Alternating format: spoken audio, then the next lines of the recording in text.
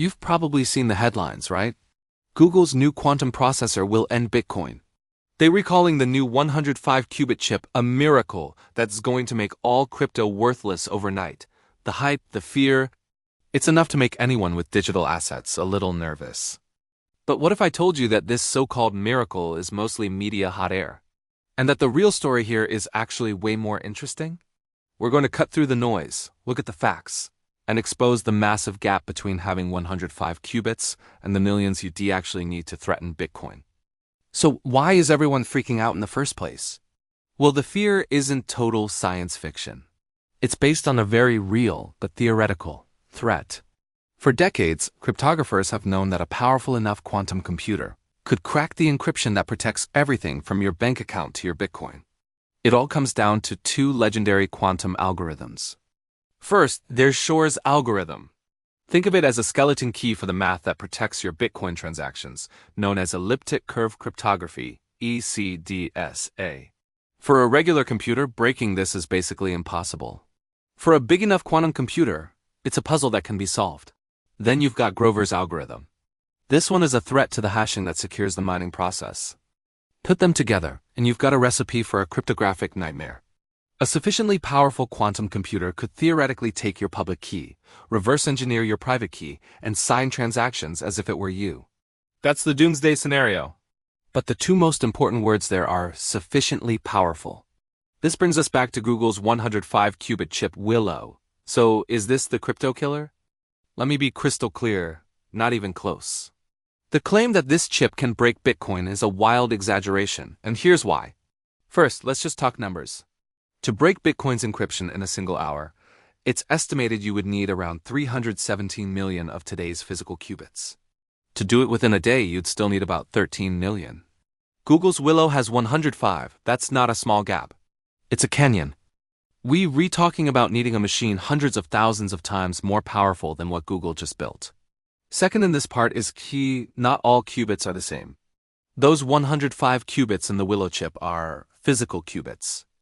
They're like little divas, incredibly fragile, prone to errors, and easily disturbed by the tiniest changes in their environment.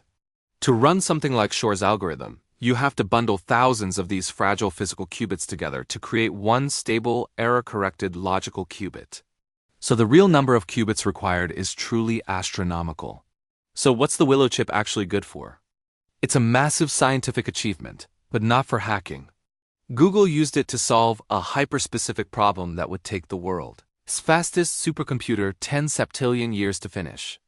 This is a huge deal for things like drug discovery and material science, and it's a major step forward in quantum error correction. But breaking your crypto wallet is not what it was built for. So if 105 qubits won't do it, when should we actually start worrying? Most experts agree that a quantum computer that could threaten Bitcoin is still decades away, likely arriving sometime between the 2030s and 2040s. While some forward-looking investors are already hedging against long-term quantum risk, the immediate danger is incredibly low. The best part? The crypto world isn't just sitting around waiting for Doomsday. The quantum threat is basically the Y2K bug of our generation, a known problem with a very public deadline. Researchers are already hard at work developing and testing post-quantum cryptography, or PQC. These are brand new encryption standards designed to be safe from both classical and quantum computers. Institutions like the U.S. National Institute of Standards and Technology, NIST, have already finalized the first batch of these new, quantum-resistant algorithms. Networks like Bitcoin and Ethereum can be upgraded to use them through coordinated updates. It'll be complex, sure, but it's absolutely possible. In the meantime, a simple best practice is to avoid reusing wallet addresses, which keeps your public key from being exposed on the blockchain until you actually spend your funds. So no, Google's 105-qubit chip isn't the end of crypto. The headlines are just that hype. The quantum threat is real, but it's a distant storm, not a lightning strike right outside your window. And the brightest minds in cryptography are already building a stronger roof. This amazing technology is far more likely to help us cure diseases or create revolutionary new materials long before it ever gets its hands on a single Satoshi. It's a classic case of fear getting more clicks than facts. The truth is more complex, but it's also a lot more reassuring. What are your thoughts? Is quantum computing an existential threat to crypto, or is the fear totally overblown? drop a comment below. And if you appreciated this no-hype breakdown, do me a favor, like the video, subscribe, and hit that notification bell so you don't miss our next one. Thanks for watching.